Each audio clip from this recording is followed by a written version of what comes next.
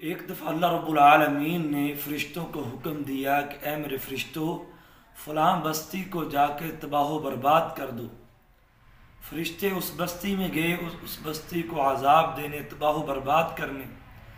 تو اس بستی میں ایک جھونپڑی دیکھی، تو دیکھا کہ اس جھونپڑی میں ایک بزرگ ہے، وہ بڑا اللہ کا ذکر کرتا ہے، بڑی اللہ کی عبادت کرتا ہے۔ تو فرشتے واپس جا کے رب العالمین کو کہنے لگے کہ اللہ، اس بستی میں ایک جھونپڑی ہے، اس جھونپڑی میں ایک تیرا بندہ ہے، وہ بڑی تیری عبادت کرتا ہے، بڑی عبادت کرتا ہے، بڑا تیرا ذکر کرتا ہے، تو اس بستی والوں کو کیسے عذاب دیں؟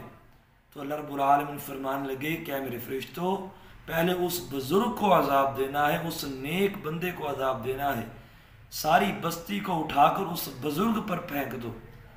وجہ کیا؟ وہ خود تو نیکی کرتا ہے، وہ خود تو بڑے اچھے اعمال کرتا ہے، لیکن لوگوں کو نیکی کی تلقین نہیں کرتا ہے۔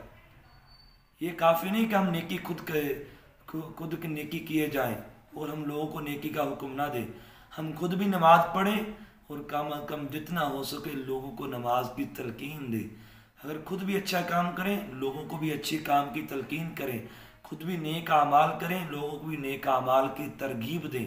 یہ کافی نہیں کہ ہم خود نماز پڑھتے جائیں، ہماری اولاد بے نماز رہے، ہماری بیٹیاں بے نماز رہیں، ہمارے بیٹے بے نماز رہیں، ہمارے دوست، ہمارے یار بے نماز رہیں، یہ کافی نہیں۔ تو اس لیے ہم اگر خود نیک ہیں تو دوسروں کو بھی نیکی کی ترغیب دلائیں۔ جزاکم اللہ خیرا۔